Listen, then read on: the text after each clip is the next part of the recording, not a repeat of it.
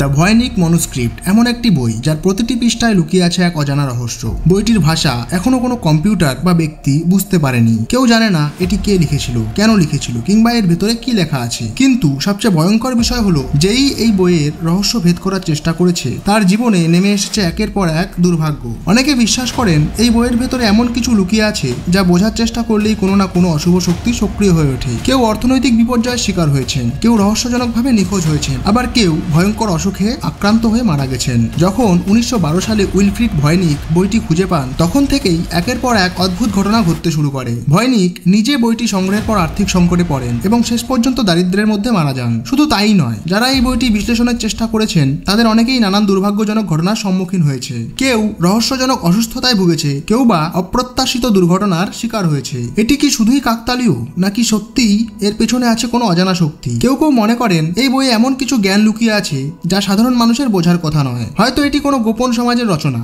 যা অজানা সত্য ঢেকে রাখার জন্য তৈরি করা হয়েছিল। আবার কেউ বিশ্বাস করেন এটি ভিন গ্রহের প্রাণীদের কোনো বার্তা, যা বুঝতে পারলেই হয়তো মানবজাতির জন্য আসবে ভয়ঙ্কর পরিণতি। বিজ্ঞানীরা বহু বছর ধরে চেষ্টা করেও এর লেখা বুঝতে পারেনি। আধুনিক প্রযুক্তি ও কৃত্রিম বুদ্ধিমত্তা ব্যবহার করেও এই ভাষার অর্থ উদ্ধার করা সম্ভব হয়নি। তাহলে প্রশ্ন থেকে যায়, এই বই কি সত্যি এক অশুভ গ্রন্থ, নাকি এটি এমন এক গোপন জ্ঞান বহন করছে যা মানবজাতির জন্য এখনো অজানা? আজ আমরা জানবো পৃথিবীর সবচেয়ে রহস্যময় বই দ্য ভয়নিক মনুস্ক্রিপ্টের অজানা সব রহস্য।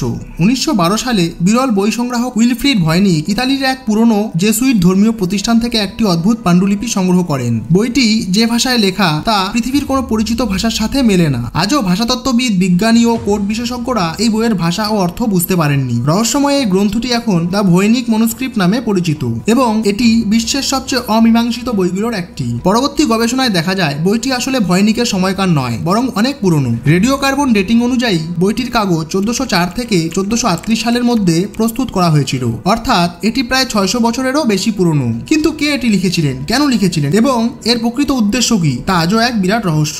বইটির প্রতিটি পাতায় অদ্ভুত সব চিত্র রয়েছে। কিছু পাতায় অজানা ভাষার লিপি, আবার কিছু পাতায় রহস্যময় গাছপালা, অজানা প্রাণী, জ্যোতির্বৈজ্ঞানিক চিত্র এবং এমন কিছু অঙ্কন রয়েছে যা পৃথিবীর কোনো পরিচিত গঠনের সাথে মেলে না। বইয়ে আঁকা গাছগুলোর ছবি পৃথিবীর কোনো উদ্ভিদের সঙ্গে মেলানো যায়নি, আর কিছু প্রাণীর চিত্র দেখে মনে হয় তারা যেন অন্য কোনো জগতের। এই কারণেই অনেকে মনে করেন বইটি হয়তো অন্য কোনো গ্রহ থেকে এসেছে, বা এটি এমন একটি সভ্যতার সৃষ্টি যা আমাদের জানা ইতিহাসের বাইরের কিছু।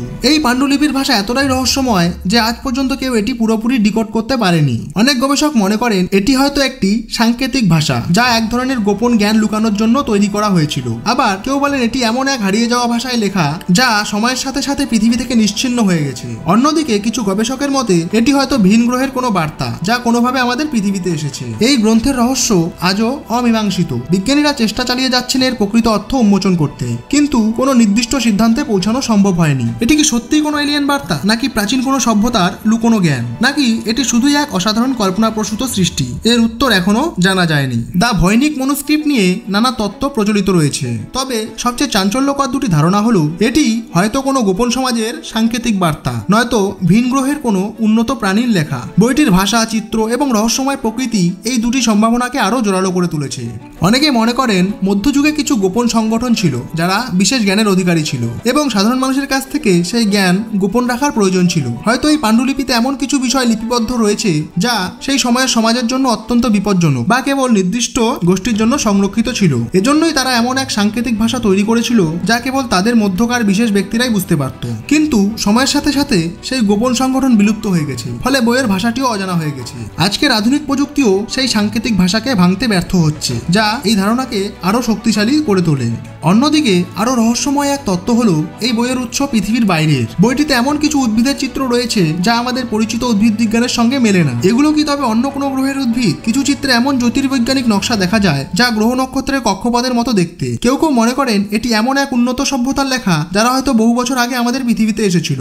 তাদের ভাষা আমাদের ভাষার চেয়ে এতটাই ভিন্ন যে আমরা সেটি বুঝতে পারছি না, আর তাদের চিত্রগুলোরও অর্থ বুঝতে পারছি না, কারণ তা আমাদের জ্ঞানের বাইরে। এই পাণ্ডুলিপি যদি সত্যি এলিয়েনদের কোনো বার্তা হয় তাহলে সেটি মানব সভ্যতার ইতিহাসের সবচেয়ে গুরুত্বপূর্ণ আবিষ্কারগুলোর একটি হবে। আর যদি এটি কোনো গোপন সমাজের সৃষ্টি হয়ে থাকে তবে প্রশ্ন থেকে যায় তারা কি এমন গোপন জ্ঞান সংরক্ষণ করেছিল যা এত বছর পরও কেউ উদ্ধার করতে পারছে না। যে তথ্যই সত্য হোক না কেন, দ্য ভৈনিক ম্যানুস্ক্রিপ্ট মানব ইতিহাসের অন্যতম রহস্যময় দলিল হিসেবে রয়ে গেছে। এর উৎস, উদ্দেশ্য এবং ভাষা আজও আমাদের জন্য এক অমীমাংসিত ধাঁধা। দ্য ভৈনিক ম্যানুস্ক্রিপ্ট শুধু রহস্যময়ই নয়, অনেকের বিশ্বাস এটি এক ধরনের অভিশপ্ত বই। ইতিহাসে এমন বেশ কিছু ঘটনা পাওয়া যায় যারা এই বইটি বোঝার চেষ্টা করেছে তাদের জীবনে কোনো না কোনো অদ্ভুত ঘটনা ঘটেছে। কেউ হয়তো অপ্রত্যাশিতভাবে দুর্ভাগ্যের শিকার হয়েছে, কেউ আবার আর্থিক বা মানসিক বিপর্যয়ের মুখে পড়েছে। বইটি যখন বিরল বই সংগ্রাহক উইলফ্রিড ভয়নিকের হাতে আসে তখন থেকেই তার জীবনে একের পর এক দুর্ভাগ্য নেমে আসে। ব্যক্তিগত ও আর্থিক জীবনে নানা সমস্যার সম্মুখীন হয়ে শেষ পর্যন্ত দারিদ্র্যের মধ্যে তিনি মৃত্যুবরণ করেন। এটি নিছক কাকতালীয় হতে পারে, কিন্তু অনেকেই মনে করেন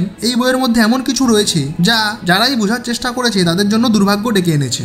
এখনো পর্যন্ত বহু ভাষাবিদ, সাংকেতিক ভাষার বিশেষজ্ঞ ও গবেষক এই বইয়ের রহস্য উন্মোচনের চেষ্টা করেছেন, কিন্তু কেউই সফল হয়নি। এমনকি যারা এটি নিয়ে গভীর গবেষণায় লিপ্ত হয়েছেন তাদের অনেকেই শারীরিক বা মানসিক চাপে ভুগেছেন বলে জানা যায়। এসব ঘটনার কারণ ব্যাখ্যা করা কঠিন, তবে এটি বইটির চারপাশে আরও রহস্যের আবরণ তৈরি করেছে। কিছু মানুষ মনে করেন বইটির পৃষ্ঠাগুলোতে এমন কিছু লুকিয়ে রয়েছে যা বোঝার অর্থ এক ধরনের নিষিদ্ধ জ্ঞান অর্জন করা। হয়তো সেই জ্ঞান মানবজাতির জন্য অত্যন্ত বিপজ্জনক বা ধ্বংসাত্মক হতে পারে, আর তাই এটি আজও আমাদের কাছে এক অমীমাংসিত ধাঁধা হয়ে রয়ে গেছে। তবে বাস্তববাদীরা মনে করেন এসব শুধুই কাকতালীয় ঘটনা এবং বইটির সাথে কোনো অতিপ্রাকৃত শক্তি জড়িত নয়। এখন পর্যন্ত এমন কোনো বৈজ্ঞানিক প্রমাণ পাওয়া যায়নি যা প্রমাণ করে যে ভৈনিক ম্যানুস্ক্রিপ্ট সত্যিই কোনো বিপজ্জনক বই। তবুও বইটি যে এক গভীর রহস্যের ঘন আবরণে ঢাকা তা অস্বীকার করার উপায় নেই। আজ পর্যন্ত কোনো ভাষাবিদ, প্রত্নতাত্ত্বিক বা গবেষক ভৈনিক ম্যানুস্ক্রিপ্টের ভাষা পুরোপুরি বুঝতে পারেননি। শত শত ভাষা বিশ্লেষণ করেও কেউ নিশ্চিত হতে পারেনি এটি কোনো বিদ্যমান ভাষার সাথে সম্পর্কিত কিনা। বইটিতে ব্যবহৃত প্রতীকগুলোর ধরন দেখে মনে হয় এটি হয়তো একটি গোপন কোড হতে পারে যা সাধারণ কোনো পদ্ধতিতে ভাঙা সম্ভব নয়।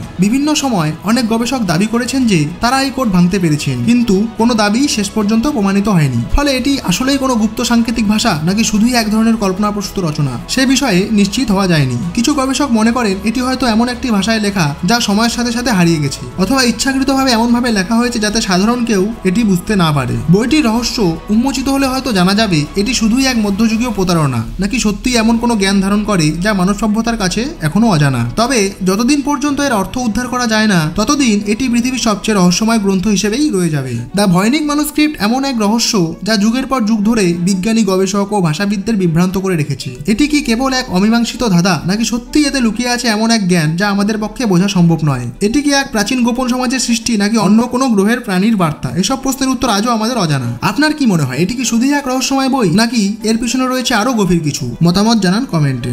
ভিডিওটি ভালো লাগলে লাইক, শেয়ার এবং কালচক্র ডক্সে সাবস্ক্রাইব করতে ভুলবেন না।